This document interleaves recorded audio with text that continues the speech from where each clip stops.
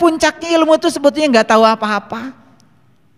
Makanya orang yang mengklaim dirinya banyak tahu, sebetulnya dia itu nggak tahu apa-apa. Yang paling tinggi ilmunya saja mengatakan nggak tahu apa-apa. Makanya puncaknya belajar itu nggak tahu apa-apa. Apalagi saya sudah tahu Allah, sudah ketemu Allah. Waduh, itu tanda bahwa kamu belum kemana-mana. Allah tidak anggap satu titik gitu, yang ditemui oleh kamu di sebuah titik gitu. Bagaimana dia yang tak terbatas kemudian dibatasi oleh pikiranmu sendiri? Tidak seperti itu. Baik ya. Jadi hukum karma yang pertama adalah aksi reaksi. Lihat saya semuanya. Saya tanya, ingin bahagia enggak kita? Bahagia itu hanya bisa ditarik oleh bahagia. Dan bahagia tidak mungkin ditarik oleh sedih. Jadi kalau ingin bahagia, bahagialah sekarang. Kalau kamu sudah bahagia, maka kamu akan menarik semua hal yang membahagiakan. Syaratnya kamu bahagia. Karena hanya bahagia yang bisa menarik bahagia. Itu namanya tabur tuai. Itu sejenis aksi sama dengan min reaksi. Jadi aneh ingin bahagia, tapi yang dipikirkan masa lalu yang menyedihkan. Yang dibicarakan hal yang tidak menyenangkan. Yang dikeluhkan adalah hal yang tidak mau kejadian. Aneh enggak? Ini karena tidak mengerti mekanisme tabur tuai. Itu yang disebut dengan like attracts like. Yang serupa menarik yang serupa. Ada yang punya utang di sini? Sebenarnya saya malas nanya karena gak ditanya juga pasti pada punya utang. Cuman ini supaya kelihatan tanya jawab aja. Makanya saya tanya. Saya tahu sebetulnya gak usah acungkan tangan, pada punya utang. Terutama utang pada Allah. Itu yang tidak boleh dibawa mati. Kalau utang ke BRI, ke BCA nggak apa-apa. Nanti juga yang dikejar yang hidup. Ada rumah sisa ntar juga disita, nggak apa-apa, nggak apa-apa. Tapi utang kepada Allah nggak bisa diwakilkan, harus dibayar oleh kamu. Tapi saya mau berbicara utang yang biasa, utang uang misalkan. Ada nggak sekarang kata utang di otak kita? Ada nggak? Selama kata utang ada di otakmu, selama itu yang akan datang adalah utang baru. Karena utang menarik utang.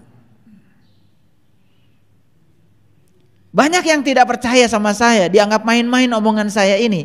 Padahal pikiran ini energi. Kalau energi itu getaran, kalau getaran frekuensi. Makanya setiap energi akan bisa menarik energi baru. Karena itu hukum tarik menarik. Ini sains, bukan ilmu nujum. Sekarang, gimana caranya melunasi utang? Cara yang pertama mengganti kata utang di otak dengan keberlimpahan. Ganti dulu.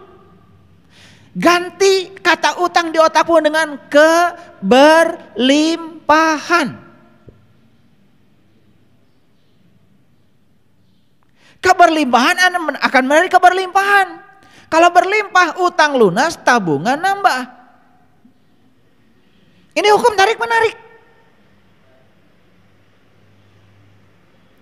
Makanya yang suka ngomong hidup adalah susah dan penuh perjuangan.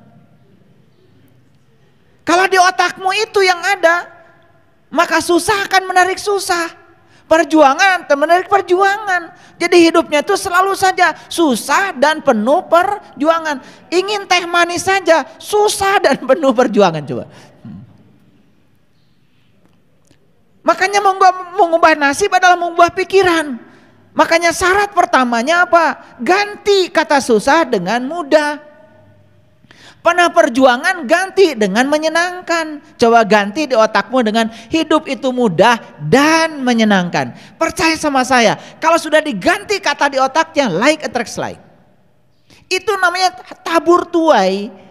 Ini mekanisme semesta itu seperti itu. Cuman kita nggak ngerti, mengubah nasib malah kerja keras. Saya lihat itu ada di WA grup kita itu, pejuang subuh. Ya Allah. Siapa tuh orangnya? Pengen kenal saya itu. Pejuang subuh. Berarti dia subuh aja harus berjuang. Artinya bangun saja penuh perjuangan kan repot. Betul nggak? Hati-hati dengan kata-katamu. Like attracts like. Paham? Yang kedua, mekanisme karma bekerja itu adalah menurut aturan penciptaan. Siapa sang Maha Pencipta? Pikiran kita. Oleh karena itu maka kita harus ikut berpartisipasi dalam mengkreasi proses penciptaan yang baik. Itu yang disebut dengan mengubah nasib. Aturan karma yang ketiga adalah kerendahan hati. Karena apa? Perhatikan saya.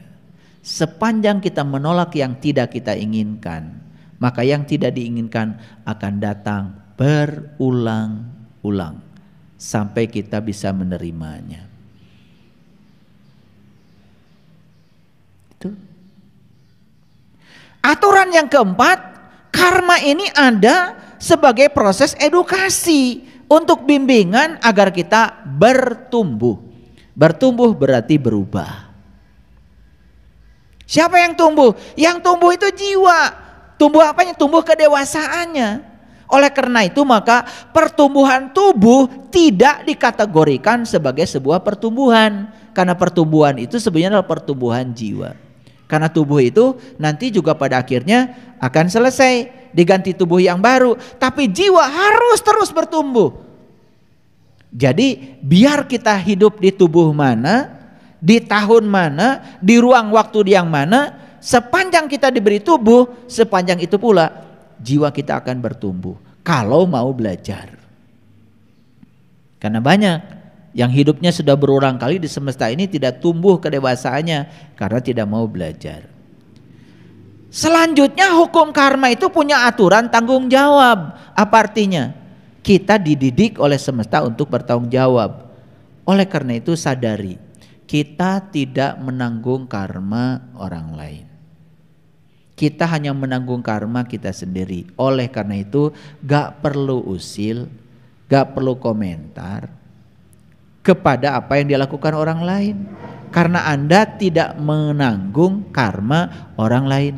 Ewuh pakewuh yang kita lakukan selama ini, ya, ngomentari orang, menghakimi orang karena kita tidak mengerti. Anda tidak pernah menanggung karma yang dilakukan oleh orang lain. Karena apa? Karma itu tidak perlu pakai Google Map untuk tahu alamat pembuatnya. Jadi tenang aja. Selanjutnya adalah fokus. Karena pikiran itu tidak bisa paralel, maka alangkah baiknya kalau kita selalu fokus kepada hal baik supaya yang datang adalah hal baik. Karena begitu kita fokus pada hal buruk, apa yang terjadi? Pikiran menciptakan perasaan.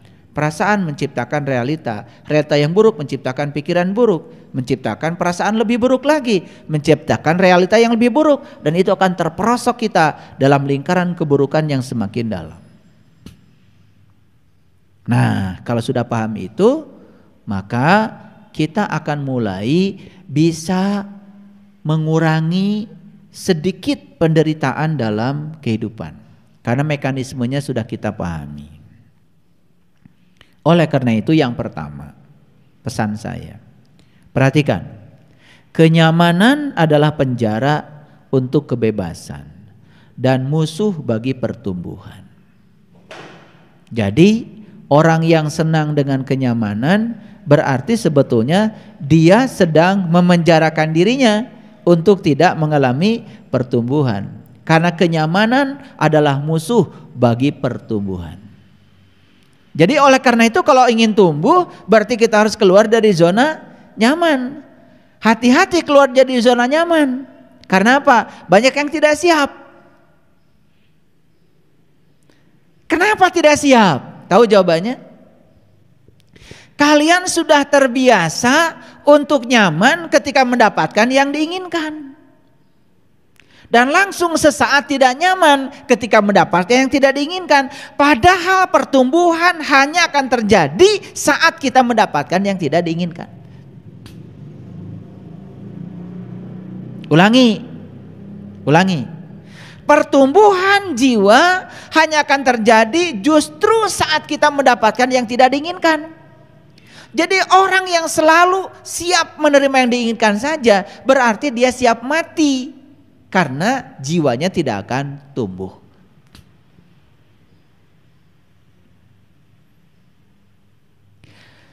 Ketika kita melangkah maju menuju pertumbuhan,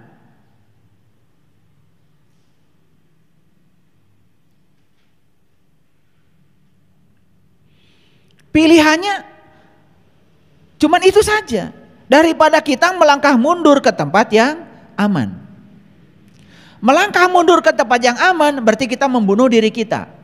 Melangkah maju ke tempat pertumbuhan berarti kita sedang mengizinkan kita tumbuh. Tetapi di tempat yang itu, di situ ada zona tidak nyaman.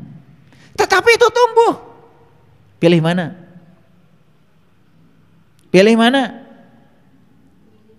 Melangkah maju ke tempat yang tidak nyaman tetapi ada pertumbuhan, atau melangkah mundur ke tempat yang aman tetapi kita mati. Pilih mana? Bohong.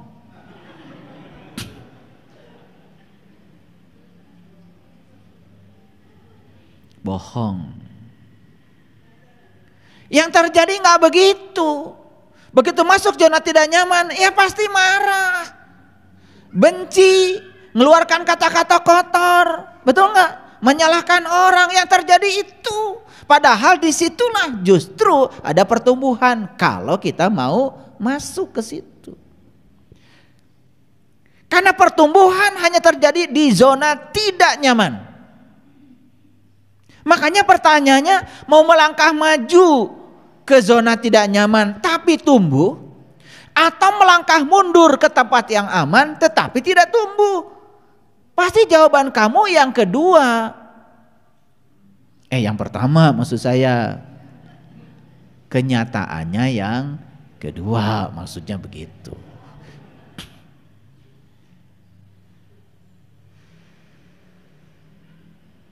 Jadi sebetulnya gejolak-gejolak kehidupan itu, sesuatu yang tidak nyaman itu justru kalau dilihat dari kacamata semesta, itu cara semesta untuk menumbuhkan jiwa kita. Tapi setiap jiwa kita mau ditumbuhkan, kita tidak siap. Maaf ya, saya mau cerita sedikit. Saya tidak akan mengalami hari ini kalau saya tidak hidup kemarin. Tuh. Jadi yang mengantarkan saya ke hari ini itu siapa sebetulnya? Masa lalu kan? Pertanyaan saya. Bukankah masa lalu itu berjasa yang mengantarkan kita ke masa kini? Terus apa yang buruk dengan masa lalu? Yang buruk itu kan penilaian kita. Yang buruk itu penilaian pikiran kita. Jadi yang mengantarkan kita ke hari ini adalah semua hal yang terjadi di masa lalu. Kalau begitu, bukankah masa lalu itu berjasa mengantarkan kita menjadi kita yang hari ini? Terus apa yang salah dengan masa lalu? Ada yang salah? Yang salah apa? Yang salah pikiran kita.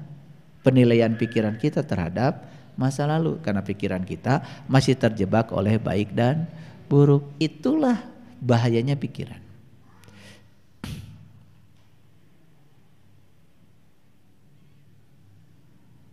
Oleh karena itu, manusia memerlukan 4 pelukan sehari untuk hidup.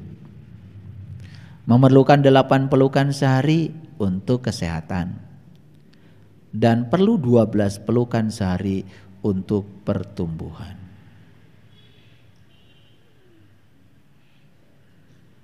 4 nggak dapat, 8 komo, 12 mah apa lagi.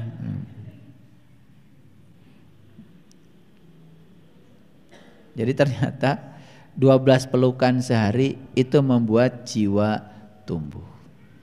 Jadi saya wajar kalau kalian gak tumbuh-tumbuh jiwanya, kurang pelukan.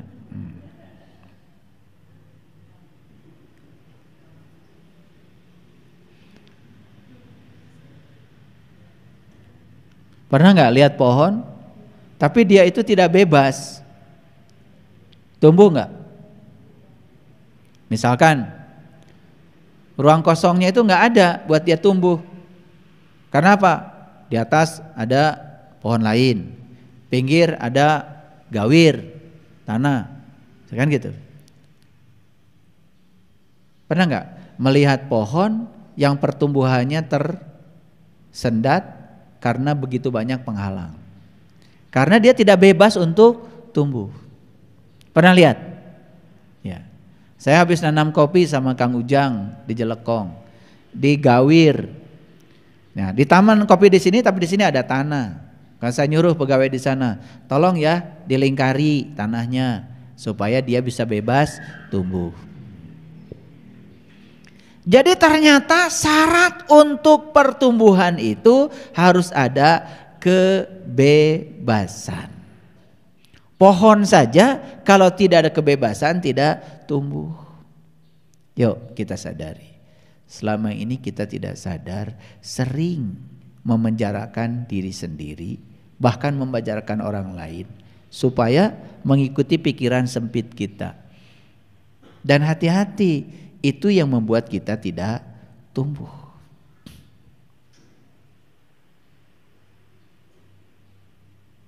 Pernah gak membatasi anak? Jangan begini, jangan begitu, jangan belajar ini, jangan belajar itu. Betul gak? Ya. Naik motor, jangan. Naik mobil, jangan. Bisa cilaka. Betul gak? Mau kerja, jangan. Bisa loba duit.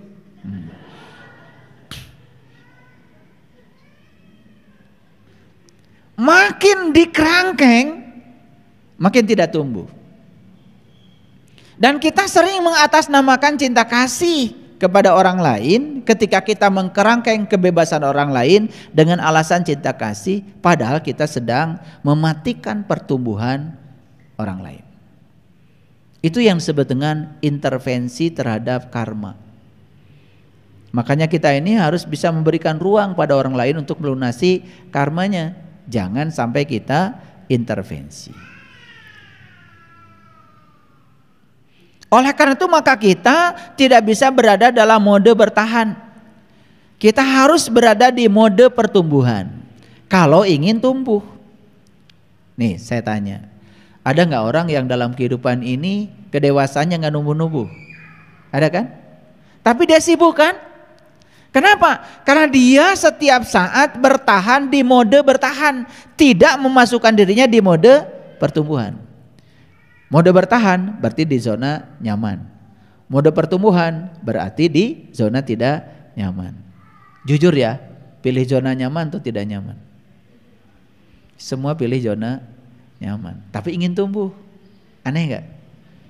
Gitu. Ingin tumbuh tetapi memilih untuk ada di zona nyaman. Tahu artinya zona nyaman? Kita berada di situasi yang kita ingin. Dan kita melarang diri kita memasuki situasi yang tidak kita ingin. Itu. Makanya orang yang semacam itu tidak pernah bertambah pengalaman hidupnya. Tidak semua pertumbuhan itu perubahan. Seperti halnya tidak semua pergerakan itu kemajuan. Jadi jangan menganggap setiap perubahan itu adalah pertumbuhan. Belum tentu. Karena setiap pergerakan juga belum tentu kemajuan. Dan oleh karena itu, bagaimana siasatnya supaya setiap perubahan itu adalah pertumbuhan? Kan pohon bisa saja berubah, ya tak? Asalnya sudah bagus, tapi kemudian jadi layu, kan berubah juga. Dan itu bukan pertumbuhan. Setiap perubahan jangan dikategorikan pertumbuhan, karena setiap pergerakan juga belum tentu kemajuan. Jadi berarti pertumbuhan itu yang saya maksud adalah selalu linier atau kuadratis, mengarah kepada yang positif. Nah, nanti kita lihat ya, kita ukur, kita tumbuh apa tidak. Baik. Pertumbuh alam menunjukkan bahwa dengan pertumbuhan maka kecerdasan datang. Catat oleh kalian. Pertumbuhan itu adalah cara alam untuk membuat kita tambah cerdas. Setuju? Oke, kalau gitu saya ulang lagi. Memasuki zona tidak nyaman, pertumbuhan bukan? Pertumbuhan. Memasuki zona tidak zaman, ada masalah nggak di situ? Ada masalah. Begitu memasuki masalah, ada kesulitan nggak? Ada kesulitan. Bukankah di situ kecerdasan tumbuh? Saya bertanya sekarang kalau gitu, mau cerdas? Mau cerdas? Nah, syarat cerdas itu harus membiarkan diri kita di mode pertumbuhan. Berarti kalau mengizinkan diri kita di mode pertumbuhan, izinkan kita berada di zona yang tidak nyaman. Kan di situ ada masalah dan kesulitan. Di situ cara semesta menumbuhkan kita. Sekarang saya tanya lagi. Faktanya, kita kan ingin bertahan di zona nyaman. Tapi kalau ditanya ingin cerdas, ingin.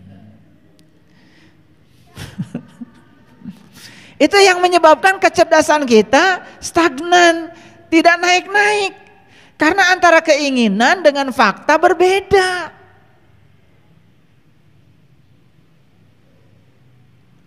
Jadi alam ini mengajak kita untuk bertumbuh supaya kita cerdas.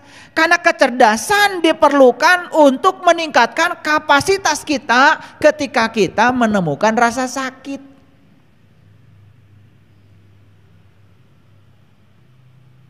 Ngerti? Gini saya kasih tahu, sederhana. Pernah ada cerita tabung gas meledak? Oke. Kenapa? Ruangnya sempit. Ledakan di ruang sempit sangat berbahaya. Makanya tim gegana dari Polri kalau menemukan bom yang mau diledakkan oleh teroris, karena oleh tim gegana dibawa dulu ke tempat yang lapang.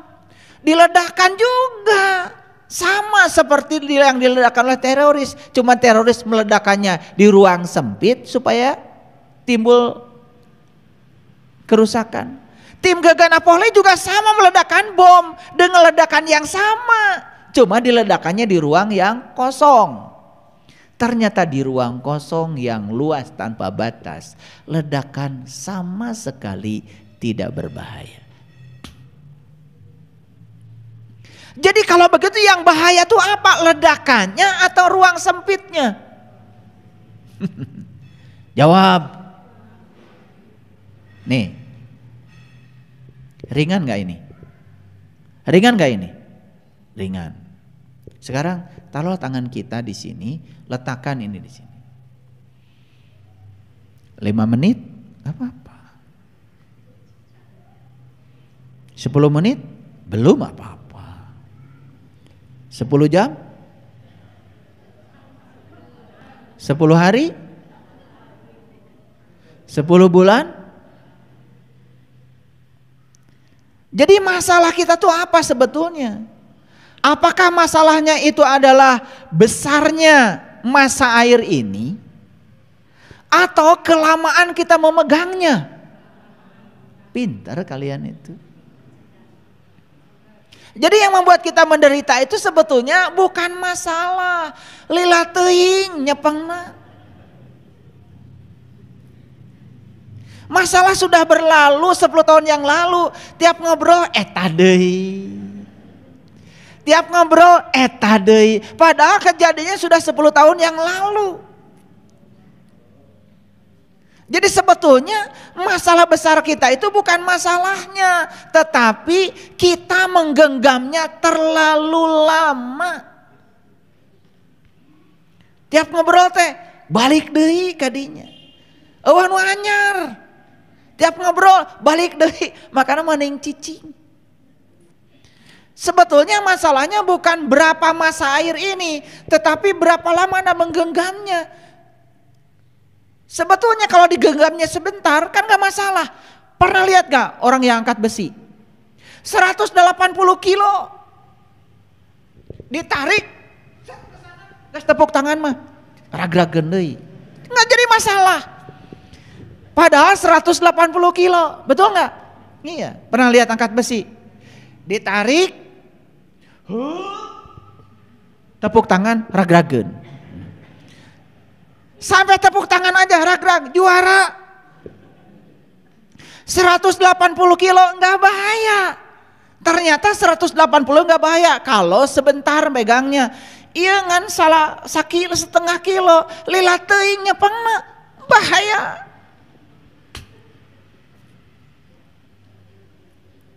Makanya itulah kita sering mengizinkan kita tuh balik deui ke masa lalu, balik deui ke masa lalu.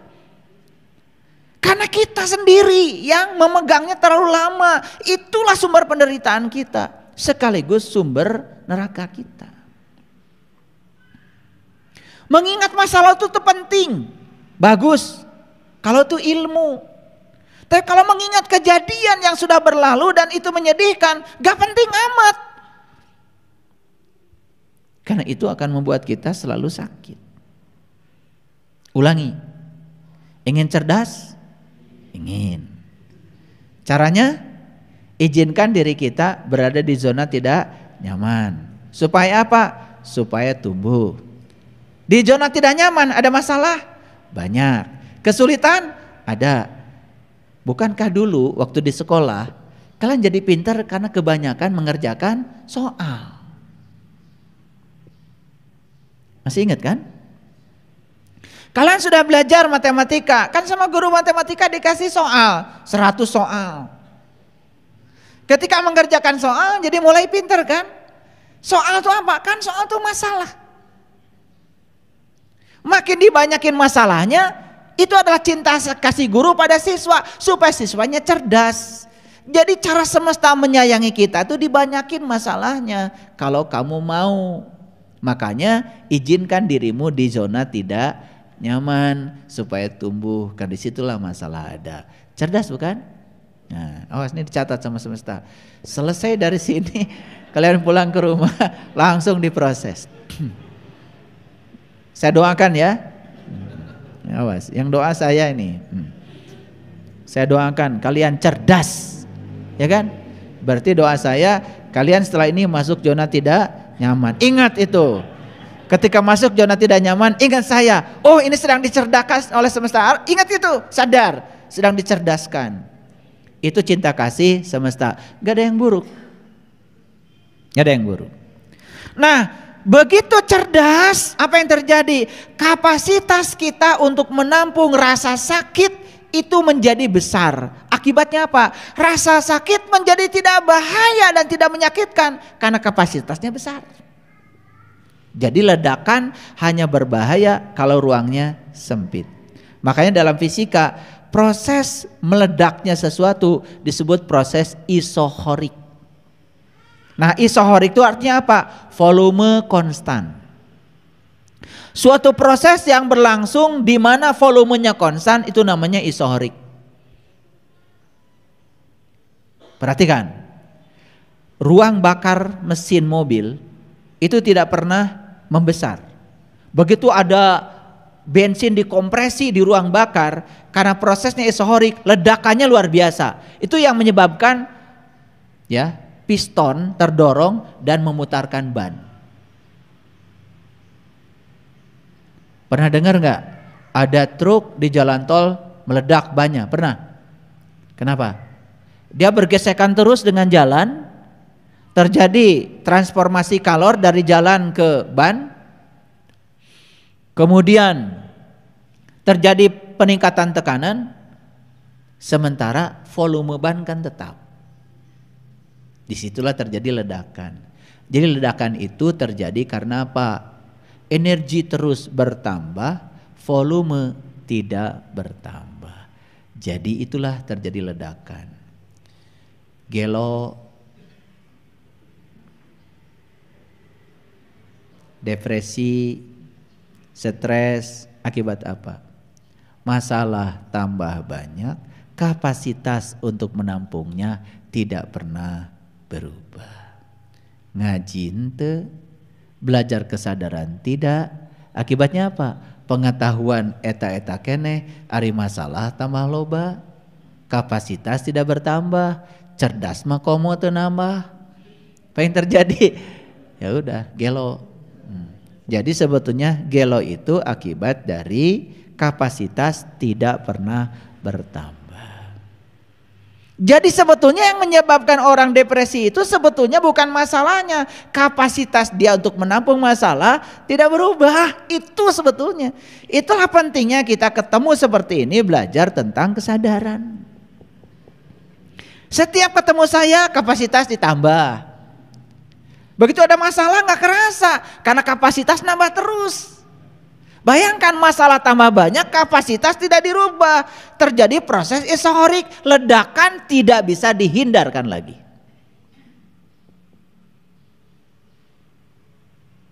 Sedikit nih pakai fisika. Kalau ditanya, kenapa meledak? Isohorik. Gitu, kan keren kan? Volume tetap, ya kan? Volume otak tetap, pengetahuan tetap, kan gitu. HT tetap, tidak lapang. Ledakan tidak bisa dihindari. Gelo. Karena apa? Karena di situ kita membatasi diri.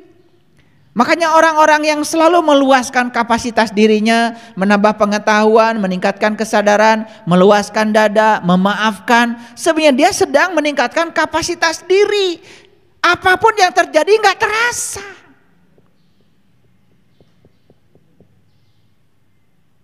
Paham ya? Oke.